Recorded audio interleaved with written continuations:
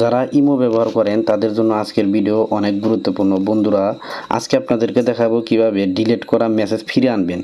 ইমোতে যাদের সাথে চ্যাট করছেন তাদের এসএমএস ডিলিট করে ফেললেও এই এসএমএসগুলো কিন্তু আপনি চাইলে ফিরে আনতে পারবেন। আর এটা করার জন্য প্রথমে আপনাদেরকে ইমোটা আপডেট করে নিতে হবে প্লে স্টোর থেকে। তো আপনারা প্লে স্টোরে যাবেন এবং এখান থেকে ইমো লিখে সার্চ করে দেবেন। ইমো লিখে সার্চ করলে কিন্তু ইমোটা চলে আসবে। এখান থেকে আপডেট লেখা আসলে আপডেট দিয়ে নেবেন। তো আমি কিন্তু আপডেট দিয়ে নিয়েছি। এরপর এটা ইমোটা ওপেন করবেন। ইমোটি ওপেন করার পর নিচের দিকে প্লাস আইকন দেখতে পাবেন, ক্লিক করবেন। এরপর মোর অপশনে যাবেন, তারপর আপনারা সেটিং অপশনে যাবেন। সেটিং অপশনে যাওয়ার পর এখান থেকে দেখতে পাবেন চ্যাট নামের একটি অপশন আছে, এই চ্যাটের মধ্যে ক্লিক করবেন। এরপর নিচের দিকে দেখতে পাবেন রিকোয়েস্ট অ্যাকাউন্ট ইনফো, এখানে আপনারা ক্লিক করবেন।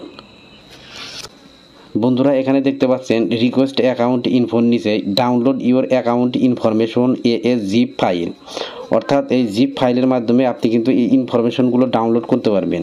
Account information include your profile, log in history, chat history and etc, অর্থাৎ চ্যাট হিস্টোরি, অর্থাৎ আপনার এসএমএসগুলো কিন্তু আপনি এই জিপ ফাইলের মাধ্যমে ফিরে আনতে পারবেন।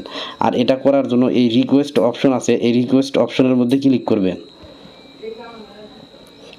এখন দেখেন এখানে কিন্তু টাইমার চালু হয়ে গেছে, রিকোয়েস্ট অ্যাকাউন্ট ইনফো, এবং নিচের দিকে লেখা আছে your report will be ready in about 3 days, অর্থাৎ আপনার 3 দিন সময় নিয়েছে।